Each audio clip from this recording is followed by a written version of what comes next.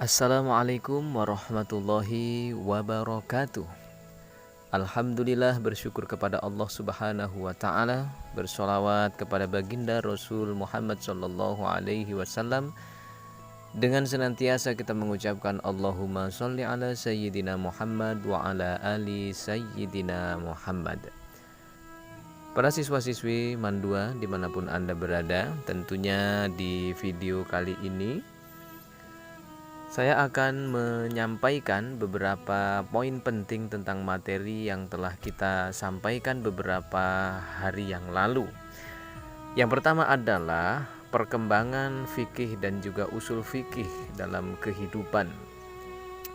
Berkenaan tentang hukum fikih, ini tumbuh bersamaan dengan perkembangan Islam. Itu artinya fikih akan berkembang seirama dengan perkembangan Islam di dunia ini.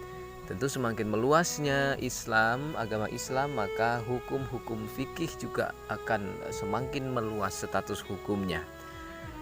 Oleh karena itu, dalam menata kehidupan tentu kita membutuhkan satu hukum agar supaya syariat amaliyah kita laksanakan dalam kehidupan ini senantiasa mendapatkan ridho daripada Allah Subhanahu wa taala.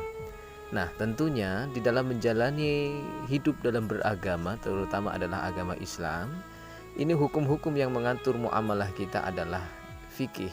Maka di dalam Islam itu ada beberapa unsur urgen, yaitu diantaranya adalah akidah. Akidah ini berkenaan tentang tauhidiyah kita, keyakinan kita kepada Allah Subhanahu wa taala, kepada malaikat, kepada kitab-kitab, kepada Rasul, kepada hari kemudian, dan tentunya ini semuanya menjadi pondasi utama bagi kita seorang yang memiliki keimanan.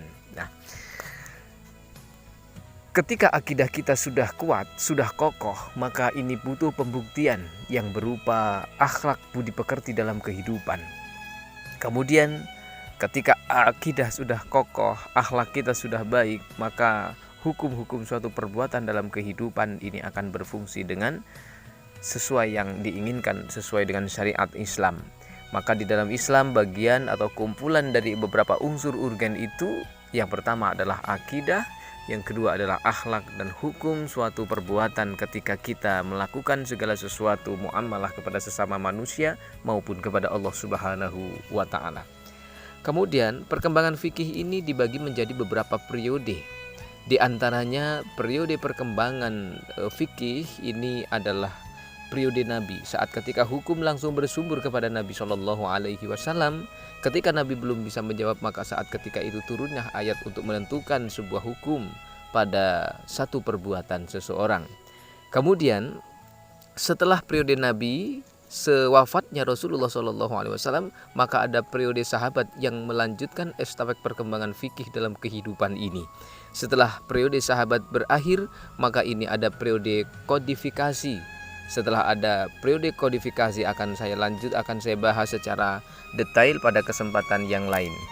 Nah, setelah periode kodifikasi ini ada periode berhentinya ijtihad, artinya ada ijtihadnya. Maka di masa-masa kejayaan Islam di abad pertama itu mulai ijtihad, lahirlah para mujtahid untuk menentukan sebuah hukum dalam tatanan kehidupan.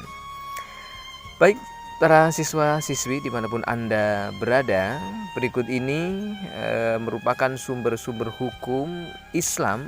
Jadi ada dua sumber hukum yang kita gunakan dalam menjalani syariat Islam. Yang pertama adalah sumber hukum yang disebut dengan sumber hukum yang muttafaq. Artinya sumber hukum yang muttafaq itu adalah hukum yang disepakati. Kemudian yang kedua sumber hukum yang mukhtalaf. Nah, mukhtalaf ini adalah sumber hukum yang tidak disepakati.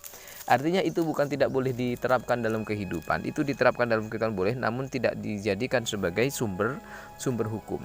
Ada apa saja sumber hukum yang muttafaq ini? Yang pertama adalah Al-Qur'an. Nah, yang pertama adalah Al-Quran. Dari segi bahasa, aspek dasarnya kita lihat bahwa Al-Quran itu berasal dari kata qara'a yaqra'u Qur'anan, yang artinya itu adalah bacaan atau sesuatu yang dibaca. Nah, apa bukti kehujahan Al-Quran sebagai sumber hukum yang muttafaq? Ini berada di dalam Al-Quran surah An-Nisa ayat yang ke-105 yang berbunyi, Bismillahirrahmanirrahim.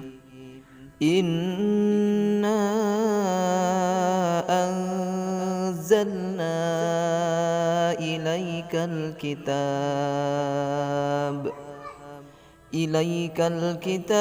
bil haqqi litahkuma bainan nas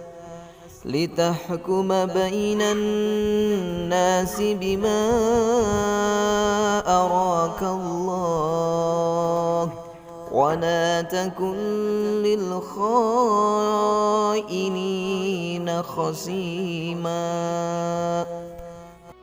Yang kedua, yang menjadi sumber hukum yang muttafaq itu adalah hadis. Nah, disebut dengan hadis sesuatu yang disandarkan, segala sesuatu yang disandarkan kepada Rasulullah Shallallahu Alaihi Wasallam, baik berupa perkataan, perbuatan, dan amaliyah beliau, itu disebut dengan hadis secara umum.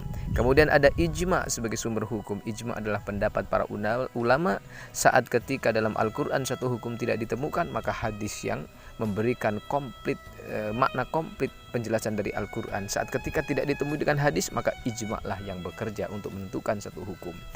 Dan kemudian yang keempat, sumber hukum yang muttafaq itu adalah qiyas, mengembalikan segala sesuatu kepada hukum dasar, yaitu Al-Quran. Kemudian selanjutnya, ya, kandungan Al-Quran ini pada sumber hukum yang pertama, sumber hukum muttafaq yang pertama adalah Al-Quran. Ini perlu kita ketahui bahwa Al-Quran itu adalah sumber panutan pedoman dalam kehidupan. Ini dibuktikan dengan bahwa zalikal kitabul la raiba fih, tidak ada keraguan bahwa kitab Al-Quran ini adalah petunjuk untuk orang-orang yang bertakwa.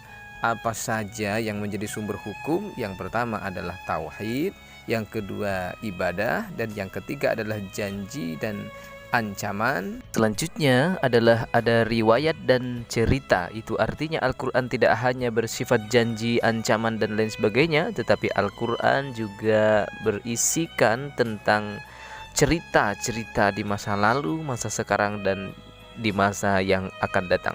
Insya Allah ini penjelasan singkat dari paparan materi yang telah kita sampaikan di beberapa hari yang lalu. Mudah-mudahan bermanfaat, dan jangan lupa untuk ikuti terus bersama UMT di video pembelajaran berikutnya pada materi selanjutnya. Terima kasih. Wassalamualaikum warahmatullahi wabarakatuh.